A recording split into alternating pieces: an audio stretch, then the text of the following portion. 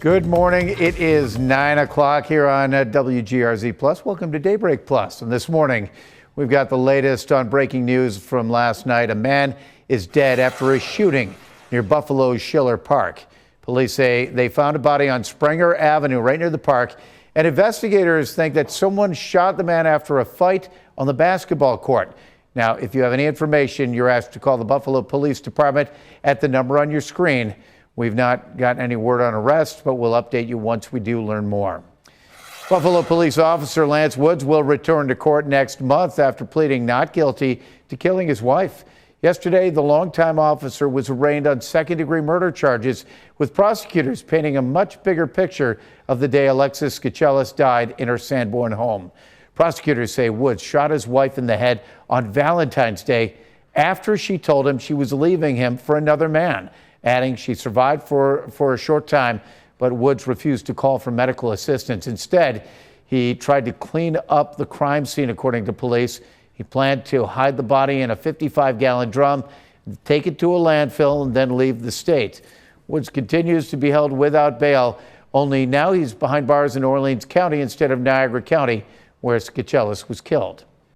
They decided for security reasons that was the place to keep him at this point. His wife worked in Niagara or something. Do you know about that? Our understanding is that that's the case, but we don't know exactly why they had him moved to Orleans County. That's up to the Sheriff's Department. Defense attorney Barry Covert argued for Woods to be released on a home confinement, while noting that his client is a decorated officer with no criminal record. And a 50-year-old man is accused of violating Leandra's law after a scary crash in the town of Newfane. 2 passengers, including a 13-year-old, were actually thrown from the pickup truck. Now take a look at the scene, all this damage. The sheriff's office says the truck ran a stop sign at the intersection of Day and Wheeler Roads, then crashed into an SUV. The truck wound up flipping over several times. The driver of the pickup is identified as John Paul Oliver of North Carolina. The sheriff's office says he was under the influence of drugs at the time of the crash.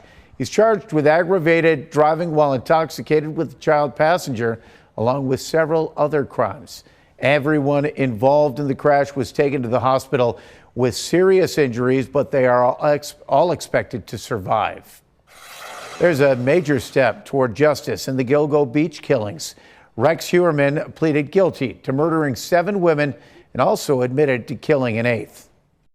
This defendant walked among us, play acting as a normal suburban dad, when in reality, all along, he was obsessively targeting innocent women for death. He identified these women, lured them into Nassau County, murdered them, and left their bodies in Suffolk County. He thought that by killing them, he could silence them forever and get away with murder. And after more than 15 years, the family of Buffalo native Melissa Barthelemy is moving toward closure. In 2007, Barthelemy moved from Buffalo to New York City to become a stylist. Police say she met Heuermann, and then he admitted that he strangled her to death in 2009. During the hearing in Suffolk County Court, Heuermann spoke calmly about killing the women, confirming that he dismembered some of the victims and bound several others. 4 of the victims' bodies were found on Gilgo Beach in Long Island in 2010. That includes Melissa Barthelemy. We have not yet heard from her family or loved ones. However, the families of the other victims shared their emotions following Heuermann's guilty plea. The promise I made to you so long ago was simple. Sorry. I would never stop searching for justice for you. Through every year, every setback, every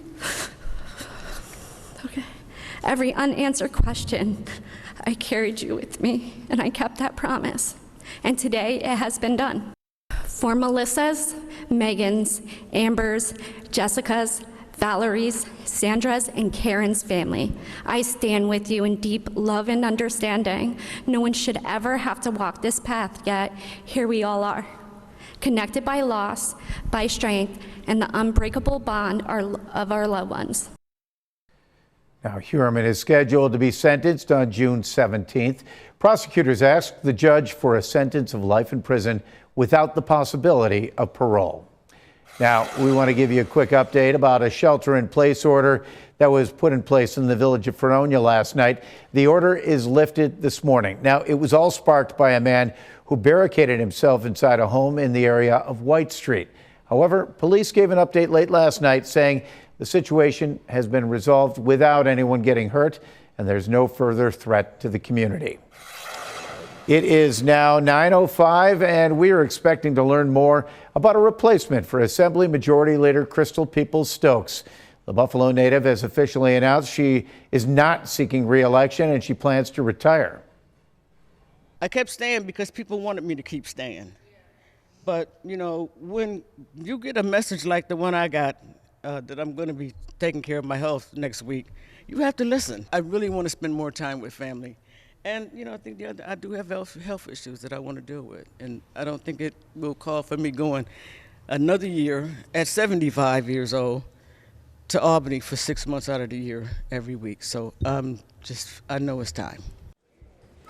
And Peoples-Stokes did not specify what procedures she'll be having at ECMC, but she is the first woman and the first African American to serve as the state's Assembly Majority Leader. She spent 3 decades serving our community. The decision to retire comes just as petitions to run in November's midterm elections were due. So that means a new Democratic nominee has to be selected by April 14th. That's next week. So when we asked who should succeed her, Peoples-Stokes mentioned only one person by name. That was her former chief of staff, Buffalo Common Council Majority Leader Leah Halton Pope. Halton Pope is expected to weigh in on this endorsement sometime today. A boil water advisory is still in effect for all of the town of Elma following a massive water main break earlier this week. The town's emergency manager says the advisory will remain in place until required water quality testing is complete and the system is confirmed safe. Repairs to the major water main break are finished and the water is now restored throughout the town's water system. Elma's got a very small town feel to it. You know, there's 4 volunteer fire companies here. We all know each other. Everybody coming through the line, usually one of our firefighters knows. So very good community response. I just appreciate everybody's patience. You know, I want to know everybody, the town has been doing a phenomenal job in supporting this and working through this issue with the assistance from Erie County Health and Erie County Water as well. So, you know, I don't think they could have done a better job. And the Erie County Water Authority says boil water advisories are also impacting Orchard Park from Willardshire and Stony Brook roads and also from Elma Town Line to Stony Brook Road. In the town of Aurora, the notice includes areas between Bowen Road and the Elma Town Line, as well as sections between Girdle Road, Route 400, and the village of East Aurora. Well, FedEx will be closing its Cheektowaga shipping and distribution center this summer. In a statement, the company tells Two on Your Side the Cayuga Road facility will shutter this August as part of a larger so-called network transformation strategy. Several other facilities across the state will close as well. Some employees will be offered other roles within the company, but FedEx wouldn't tell us whether there will be layoffs, and if so, how many. The facility will still serve as a drop-off location for customers. In just a few minutes, Erie County leaders are expected to announce $500,000 in funding for the Jefferson Avenue Streetscape Plan. The money is coming from the Urban Initiative Fund, which focuses on equally distributing county resources across the cities of Buffalo, Lackawanna, and Tonawanda. Last summer, crews broke ground on the $32 million project on Buffalo's east side. It promises improvements to roadways, streetlights, and enhancements for pedestrian and bicycle access. All right, well, it is time now to talk a little weather. 51 degrees at 9:09 and a beautiful morning out there, but there will be a few sprinkles a little later today, right, Patrick? Yeah, a couple showers or sprinkles, maybe more like a little rain shower. Not going to ruin your day. Keep your outdoor plans in place. 67 today, 46 tonight with some showers, and then tomorrow it'll be cooler. With rain showers a little more widespread and a little more long-lasting tomorrow, a couple of hours, whereas the showers today won't last very long. There's no evidence of them around here just yet, but as we pull out just a bit, you can see these showers heading towards Detroit, up towards Toronto. Then they'll swing through western New York. It looks like I would say mid to late afternoon. Again, it won't be much, just a little line of showers that you can see here. There they are, and then there they go. Some areas may get missed. An isolated rumble of thunder can't be ruled out either. And then as we head into tomorrow, we're going to start out dry, but then this band of rain looks a little more impressive, doesn't it? And it will be. We'll move through early afternoon, and then by tomorrow evening, it should be mainly east of the area, and then totally clearing western and central New York on Saturday morning, even with the clouds leaving too. So it's going to be a sunny day on Saturday. A little cool though, upper 40s to around 50, and then back into the 60s on Sunday with perhaps a few showers north late in the day. But all in all, a pretty decent weekend. Just a little on the cool side on Saturday. And there you can see on Sunday, a little more in the way of some cloud cover and perhaps a few little rain showers, especially north. So for today, mid to upper 60s with some showers later on, as I mentioned. And then as we head into tomorrow, temperatures will be kind of wide-ranging. Only 43 in Wilson, 50 rather in the Falls, but 62 in Jamestown, 66 in Bradford, and 62 in Warsaw with rain, especially in the afternoon. So partly sunny and mild, a late shower, breezy today, winds gusting 30 to 35 miles an hour tonight. Mostly cloudy with some showers, and then tomorrow, showers once again, midday and into the afternoon. 7-day forecast. There's your weekend with sunshine on Saturday, a few showers Sunday, Monday, a little more in the way of shower activity. Temperatures close to 70, low 70s on Tuesday with some showers again and a little cooler on Wednesday, Pete. Yeah, and Patrick, you know what strikes me is I think this is the first time since winter that we have got a consistent spring-like pattern for a full 7-day forecast. We're not going, okay. It's not that weird 25-degree day in the middle of your chart there. Like everything looks great, but it's like one thing stands out. Oh yeah, it's going to be in the teens. Exactly. On this day. But no, yeah, we're kind of, the range has been narrowed, okay? Instead of having like a 40-degree temperature range, it's a lot narrower than that. So good observation, Pete. Yeah, where are we supposed to be? What's the average height for this? 51. All right. That's it. So, 51, right now we're kind of consider Saturday is going to be 50, and we're like, ooh, it's going to be a little on the cool side. Well, in fact, that is pretty much close to average still. Yeah, well, if nothing else, the plants in your garden that are sprouting already will tell you that. All right. Thank you, Mr. Hammer. Mm-hmm. He's requesting some music. Love it. Stay with us. We're going to take a quick break. We'll let you listen to a few more moments of this. 9:15 now on Daybreak. Well, it's a rough couple first and second periods last night, but the Sabres finally woke up in the third to beat the Rangers 5-3 at Madison Square Garden and reclaim first place in the Atlantic Division. Alex Tuch, Jason Zucker, and Zach Benson all scored in that third period. Ukko-Pekka Luukkonen had 17 saves to keep the Rangers at bay. And after struggling for the first two periods, the Sabres kind of went into the third and simplified their game. They got back to the aggressive forecheck, and they now reclaim a slim edge over Tampa and Montreal with just a few games left in the regular season. It's been a long time, since we've been in this spot, and a lot of the places, a lot of the bars and restaurants probably weren't even open the last time they were, in the playoffs. So it's kind of new territory, but I think that everybody's going to remember pretty quickly, what this city's about and what, means most to us is, good sports, good food, and positive fan experience for everybody.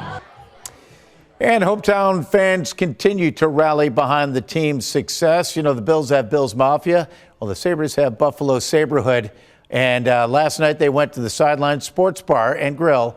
The group invites all Sabres fans to join them the rest of the way and support local businesses along the way. We'll update you on the next location of the bar takeover once they tell us. And here's a closer look at where the standings are this morning. The Atlantic Division has got the Sabres on top with 104 points. Tampa and the Canadiens are behind with 102, and then the Bruins are 96 points right now. But if you look, Tampa and the Canadiens also have a game in hand. There's only 3 regular season games left for the Sabres before the playoffs, and the Sabres hit the ice tonight against the Columbus Blue Jackets at KeyBank Center. Puck drops at 7 o'clock. And I think the Lightning and the Canadiens both play again tonight. So yeah, okay, because the Sabres season started a day earlier than everybody else. I feel like the other teams have all had a game in hand on us. Yeah. Forever. Come on. When do we equal out? Well, by the end of next week, we'll equal out. The end of the season. And you know, it's one of those things. It's like, okay, who do you root for? And Yeah. the entire Eastern Conference is playing well. So it's one of those things where you're pushing for home ice, not really the team. Not really the team. Yeah. In a lot of years, you're saying, oh, the Sabres play really well against this team or that team, but every team is really chomping at the bit. What are your thoughts about this? And something I've been thinking about or heard a little bit about. Would it matter if we're playing a team that may have less of a record, but far more playoff experience? A team like Montreal. We have a better record than maybe, but they have a lot of playoff experience, whereas the Sabres, nobody does. I mean, a few players do. Well, I'd say a better example of that is probably against the Lightning. Okay. They won 2 cups in a row. I mean, that's a team that has got a ton. They're older. Some will say they're a little slower than the Sabres, but they've got a ton of experience. But that's why people are looking at Logan Stanley and the players that they brought in at the trade deadline. That have experience. And those guys have won Stanley Cups. And that's why they brought him in, not so much to be a presence on the ice, but on the bench and in the locker room and calm people down when they need to. I think that's one of those things. But playoff experience and knowing how to play, because it's a different play. It's a different game. Yeah. It gets more physical. The grind gets worse, and you're playing against the same team over and over and over again. Yeah. So the hatred really ramps up by game 4 or game 5. I think it was, again, Paul Hamilton I was listening to, talking about the importance of home ice, like you said, how, especially if you play a team like Montreal. Because if you have to play Montreal in Montreal, a playoff level game, the first 10 minutes can be like deciding, because it can be so overwhelming. Well, the pace of the game and the intensity. You are playing against the crowd at that point. Yes. But I also heard Chris Chelios last night on the TNT broadcast. He goes, well, when you're a team that doesn't have playoff experience, you're coming out of a drought like the Sabres are, maybe it takes a little of the pressure off starting off on the road. Yeah. We'll see. There are so many ideas and so many predictions and so many kind of scenarios. It's until the playoffs actually start. Right. We never know, right? Right. All right, I think we're going to take a quick break, but we will be right back with more Daybreak Plus. All right, welcome back, 9:22. Patrick just got a... When is it? Your phone can read what's on your screen. That's what it was doing. Because I was on the National Weather Service site to answer some questions about March and spring weather. So it just started reading. Is that a thing that your phone can do? You know, we'll have telephone lessons in a moment, but right now there's some screens I don't want it to read. I'll tell you. We're going to talk about development at a huge building downtown, getting some new life and a new mission. The Golisano Institute for Business and Entrepreneurship is transforming the former Buffalo News headquarters into a learning hub, right? Oh yeah, it was so cool. I got the opportunity to go inside, get a little sneak peek of the renovations, which it's not necessarily looking like it's going to, but they said that they're right on track to start this fall. The Golisano Institute for Business and Entrepreneurship is beginning to take shape inside the old Buffalo News building on Washington Street downtown. Students enrolled here will get firsthand experience in the world of business right here in Buffalo. We want to mimic from their first day in experience as a student what it's like in the business world, which means that you show up on time, that you're dressed professionally, you work year-round, and that you are really in a business environment where collaboration is the key because you're working on product with other team members. When you step inside, it's still a work in progress, but Executive Vice President Jim Dentinger says that they're already welcoming prospective students, giving them an idea of what the space will look like when it's done in August. We are on the first floor, and this is our forum where we have our speaking from experience. Every Wednesday we don't have classes, but we have a group come in or an individual, someone to tell their story, whether it's an entrepreneurial story or a business creation story. The 4th floor will feature a majority of the Institute's classrooms. Students are encouraged to interact with faculty outside of class as well. One of our key success points is that our students have access to our faculty when they're ever not teaching, typically at 4:30 every day. Unlike its more suburban Rochester location, this 5-story downtown building is designed to encourage interaction with more flexible, multi-purpose space. A key thing about the Golisano Institute is focusing on collaboration between community members, between educators, as well as with the students themselves. And so this is one of the spaces where students will be able to collaborate, hold events, and do all sorts of presentations as well. We want to connect the students with a passion and people. So we have a ton of collaboration space, whether either to connect with other students on project work or even connect with other business owners or business people that are in the space at our forums and doing our seminars. That focus on connection is a big reason why they chose this location. The key aspect of the location really is its ability to connect with the community. And we're very excited about that because we have a lot of events in the building outside of our classes with our students. So we'll have dinners and lunches and hopefully Women in Tech next year. And we just want to bring a lot of people in the building to connect with our students. They hope to breathe new life into downtown Buffalo. That's one of the reasons why we chose this location, because we felt we had to be part of the re-renaissance of the city of Buffalo. So the Institute's going to welcome its first class of students this fall. Their first day of school is set for September 6th, and he says that they're looking for all sorts of different students. So they're looking for the traditional student right out of high school. They're also looking for students who may have done some college or university, but maybe it didn't work out or they want to have a different type of model. And then they're also looking for students who might already have a degree from some college or university. And then they also said that they're looking for a non-traditional student as well, maybe some older students, because they have this 1-year AI intensive course that they're, hoping to maybe target people who are currently working in the business world, want to do a little professional development. Yeah, or there might be someone who's got like a sports management degree and doesn't have the business aspect of it, go back to school. For sure. Now, how long have they been in Rochester? When did he open? You said I'm actually not sure. A couple years ago, though. I think this has been, they only have one location right now, and it was in Rochester, and it's in more of a suburban campus. It's not like, the Buffalo News Building is 5 floors that they, are going to travel between, whereas the Rochester one is a little bit more spread out, a little bit less, intense, I guess. But I think it's been about a year or two. But they want to use that location as to drive the curriculum. Absolutely. From what you're saying, Yeah, they want it to be accessible for a business leader to be able to walk from their office building down to do one of those presentations or to have coffee with the students. It's very much like that they're looking to kind of build on the business and on the energy that's already kind of downtown. I think Patrick was telling me he thought they should have named it the Nuna Business Center, right? Absolutely. N-U-N-A. Business Center. Exactly.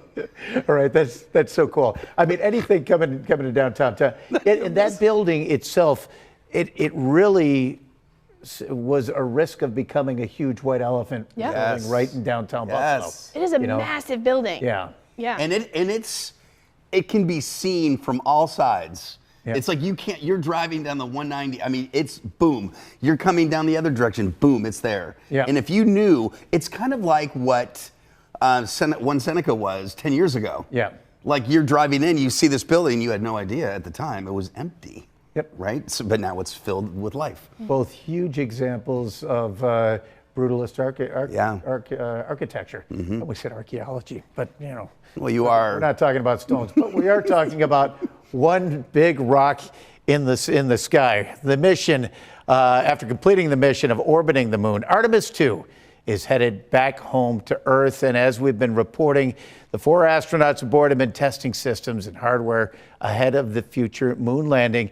And while they get closer to home, the astronauts are now reflecting on their time in space. And they compared their mission, I think this is really cool, to a relay race, saying they're constantly keeping the next team in mind and want to create ways to make traveling through space easier for future crews and future generations. We have batons that we bought to symbolize physically that. We plan to hand them to the next crew, and every single thing that we do is with them in mind. Oftentimes, it's actually easier in human spaceflight, especially on a first mission, to accept some of the things that aren't working quite right or the operational workarounds. And we have actually been diligent to try to fix everything, and we're always thinking from the perspective as what is the next crew going to think about this? How will this help them to succeed? Yeah, the crew is set to splash down off the coast of San Diego Friday night, and they've got it down to the minute, right, Patrick? 5:07, and there's like a box of, it's like I don't know how many miles wide, but it's a pretty narrow square of where the landing they wanted to occur. But yeah, it's down to the second. And the fact that the vessel goes from 26,000 miles per hour as it's entering the atmosphere down to, floating with a parachute or a couple parachutes. That's very cool. It's crazy. Yeah, they've got to have a small target area because they have to go out and get them. He's over there. Get the boat. Let's go find him. You should drive the boat. He's over there. Very good. All right. Well, that's it. They're in the Philippines? What? That's it. Hey, they're in Lake Erie. No, that's it for Daybreak Plus. Thanks for joining us. Have a great day. Enjoy the sun this morning.